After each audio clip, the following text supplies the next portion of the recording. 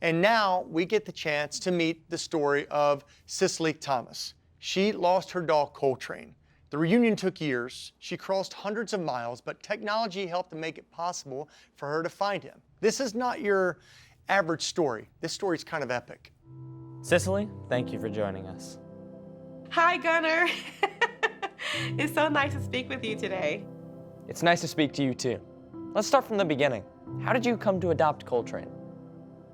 I had adopted Coltrane's older brother from someone in Lynchburg, Virginia. I bought his older brother as a gift for my nieces. I bought a house, and I had been in this house for like a while, I think like 2 years or so, but I was never home. I was always traveling and everything, so I'm like, I bought a house, I should probably stay there sometimes, you know?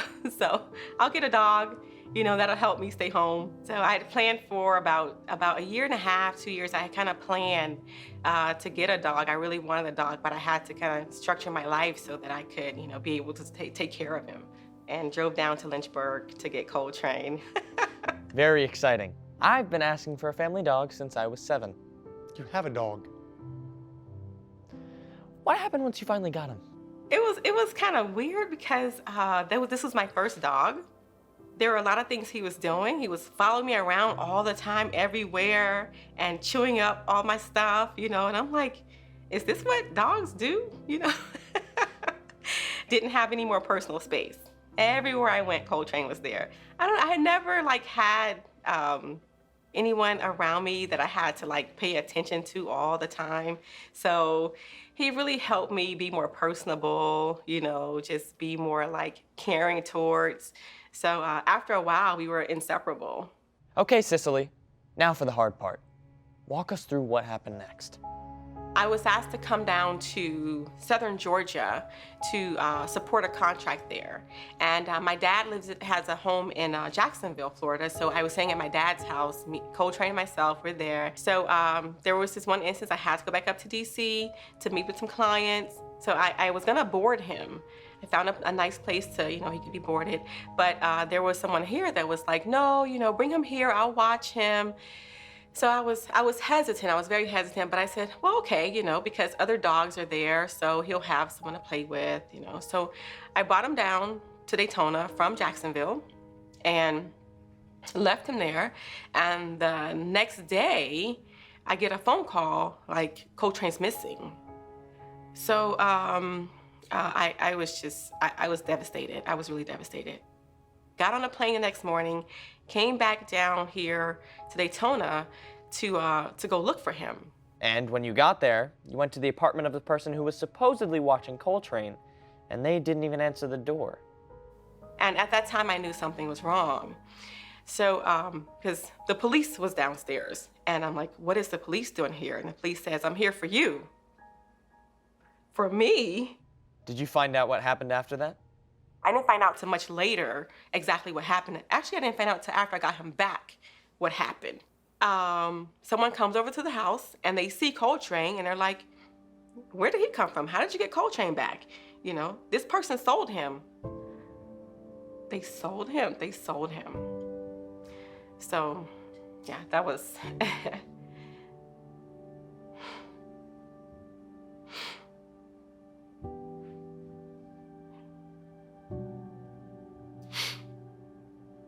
That was heartbreaking. I would come down because I have lots of friends and family here, you know, so I would just come down and I would drive through the area where he went missing. And, you know, every now and then someone would say, I think I saw Coltrane, you know, and it's like, okay, like, if you saw him, like, why didn't you try to get him for me, you know? And after years of searching and driving past the Humane Society every day, it must have felt a little hopeless. Yeah, so 2013, going into 2014, yeah, I moved down here, right down the street from the Humane Society. So every day I drive by on my way home, you know, I have no choice. I see the Humane Society there, and I was thinking, I'm gonna adopt a dog. You know, one day I'm gonna stop at the Humane Society and I'm gonna find a dog because I think I'm ready now, you know? And sure enough, you know, before I could go over there to do that, they called me like hey, Miss Thomas, you know, we have a dog over here. We scanned him, a poodle type dog, and your name came up. It's like, what? What? And I'm thinking, like, this can't be. Look, you know, I live 5 minutes away.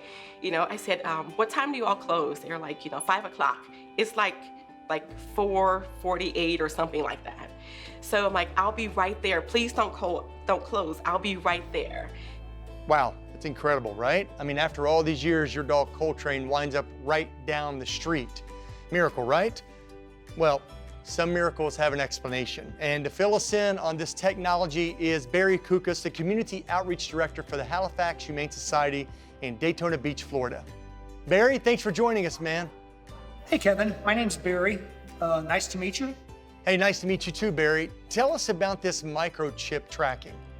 Now, some people think a microchip is a GPS device, and it's not. We have people call us all the time saying, hey, my dog ran off. Can you turn on the GPS and let me know where they're at? That's not how it works. There's no tracking device. So all it is strictly for contact information. So we know it's identification process that's under the skin, stays with the dog or cat, so it'll outlive any animal. And it's a great thing to have. It's very inexpensive, runs somewhere between $16 to $20. So that's a pretty good return on investment for something that, you know, basically gives you some extra protection to know where your dog's at and gives your dog that opportunity to be found and returned to their owner. If they do get loose and they do get out and they get lost, it can be a bad situation. There's a lot of predators out there. You know, a smaller dog can get out, especially here in Florida. We have a lot of coyotes. Plus, you know, there's things called cars and trucks and vehicles that dogs aren't familiar with negotiating, especially if they're domesticated. So they might just run out in the street because they see something and not even think about they're running in front of a car. They can fall into a lake, not be able to get out. There's all kinds of things. Hey, Barry, when Coltrane or any other lost dog, for that matter, comes into the Humane Society, what's their process? What do they go through? When a dog is lost, it comes into the shelter. It's put on a owner claim for 72 hours, giving the owners a chance to claim their animal for a 72-hour period. After that, if no one claims the animal, then they are behaviorally assessed and medically assessed. And if they pass both assessments, they're moved over to the adoption floor. I can imagine this was a hard stretch on Coltrane. Cycily, did they tell you about his demeanor when the Humane Society first took him in? I believe the Humane Society had him for maybe a week or so, and he was so aggressive they couldn't scan him. You know, like my dog was missing for 5 years, and I got him back because he has a chip. That's the only reason why I got him back. Now tell us about this reunion. Look, guess who is found? Coltrane. So I get over there, and they bring him out. It's Coltrane. I'm like, oh my God. Coltrane is like all matted and, you know, and just like he comes out and I'm like, oh my gosh, you know, like that is him, you know. And Coltrane's looking at me like, where have you been? You know, he's like, you know how dogs like run up to you when they're trying to get you to leave. They run to you and they run back. They run to you. So he was doing that to me. Like, let's get out of here, lady. Come on, let's go.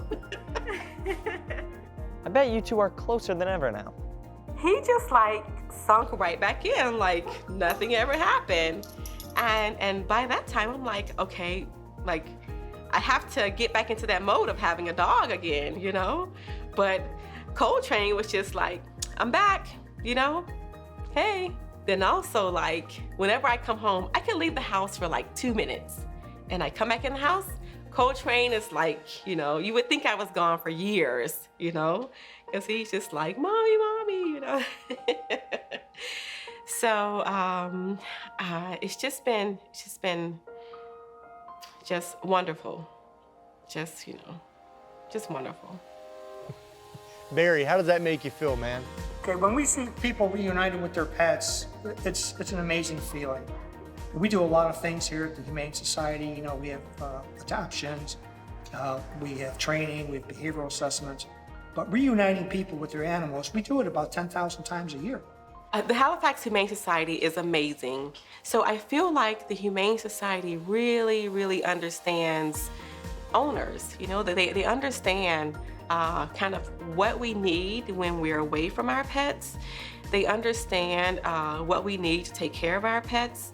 I don't know how they do it, you know? I really don't. And finally, what would you say to pet owners about microchipping? If you have a dog, get him chipped. That's it. If you have a dog, if you love your dog, if you want your dog, get him chipped. That's it.